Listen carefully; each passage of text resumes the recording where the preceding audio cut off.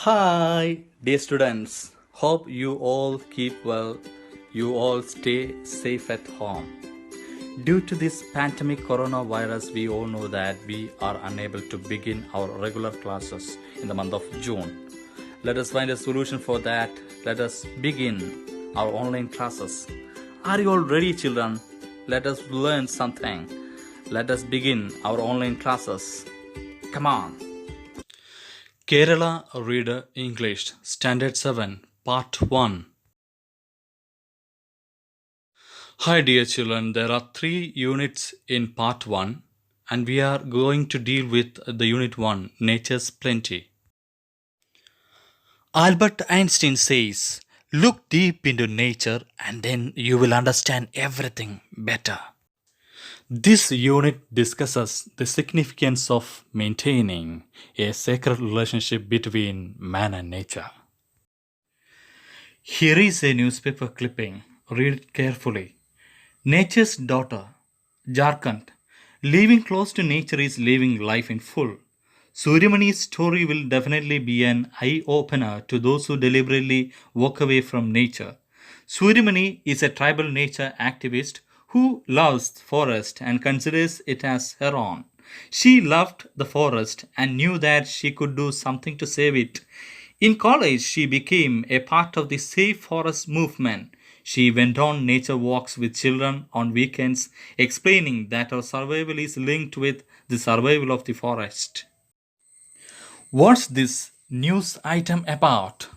Yeah, we know that this is about the need to protect our nature. Suryamani works hard to save the forest.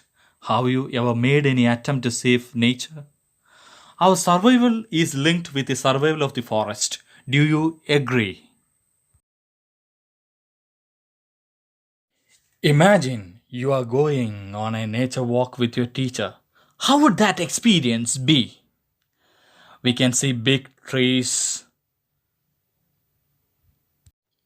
a large honeycomb, a herd of elephants, a stream, some members of an Adivasi tribe, and we can hear the chirping of birds,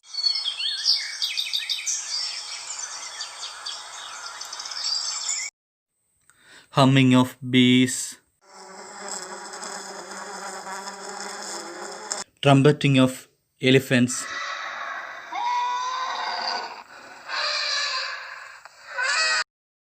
gargling sound of flowing water, tribes unintelligible talks.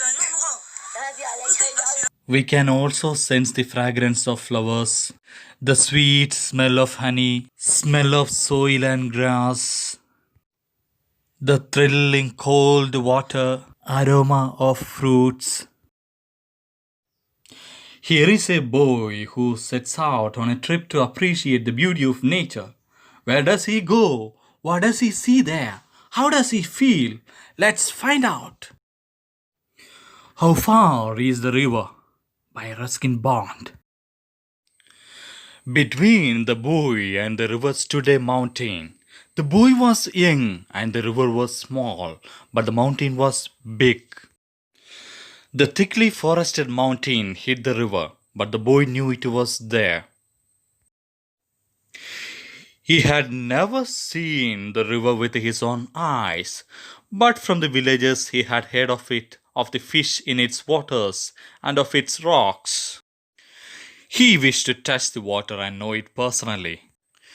He stood in front of his house on the hill opposite the mountain and gazed across the valley, dreaming of the river. He was about 12 years old, a steady boy with untidy black hair and shining black eyes. He had fine features and a clear brown skin, but his hands and feet were rough and scratched. He was barefooted, not because he couldn't afford shoes, but because he liked the feel of warm stones and cool grass. It was 11 o'clock, and he knew his parents wouldn't return home till evening. There was a loaf of bread he could take with him, and on the way he might find some fruits. Here was the opportunity he had waited for.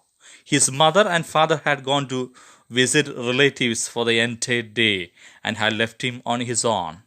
If he came home before dark, before they returned, they wouldn't know where he had been. He went into the house and wrapped the loaf in a newspaper. Then he closed all the doors and windows. The path to the river dropped steeply into the valley, then rose and went round the big mountain. It was frequently used by the villagers, the woodcutters, milkmen, and mule drivers, but there were no villages beyond the mountain or near the river. The boy passed a woodcutter and asked him how far it was to the river. The woodcutter was a short but powerful man with a creased and weathered face and muscles that stood out in hard, ugly lumps. 7 miles, he said, which was fairly accurate. Why do you want to know? I am going to the river, said the boy. Alone? Of course. But it's too far. It will take you 3 hours to reach there. And then you have to come back. It will be getting dark. Besides, it's not an easy road. But I am a good walker, said the boy, though he had never walked further than the mile from his house to his school. The path was steep and the boy had to run most of the time. It was a dizzy, winding path and he slipped once or twice.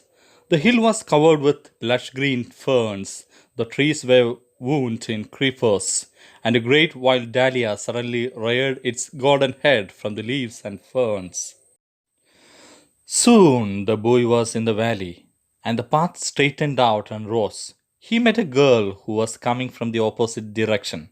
She held a long curved knife with which she had been cutting grass. The bangles she wore made music when she moved her hands, and it was as though the hands spoke a language of their own. How far is it to the river? Asked the boy. The girl had obviously never been to the river, or she may have been thinking of another one, because she said, 20 miles, without any hesitation. The boy laughed and ran down the path. A parrot suddenly screeched, flew low over his head, a flash of red and green. The bird disappeared amongst the trees. A trickle of water came from the hillside, and the boy stopped to drink. The water was cold and sharp, but very refreshing. However, it seemed to have the effect of making him more thirsty. The sun was striking his side of the hill, and the dusty path became hotter. The stones scorching the boy's feet. He was sure he had gone halfway. He had walked for over an hour. Presently he saw another boy ahead of him, driving a few goats down the path. How far is the river? He asked. The village boy smiled in a friendly way and said, Oh, not far, just round the next hill and straight down. The boy, feeling hungry, unwrapped his loaf of bread and broke it in halves, offering one portion to the village boy. They sat on the hillside and ate in silence. When they had finished, they walked on together and began talking and talking.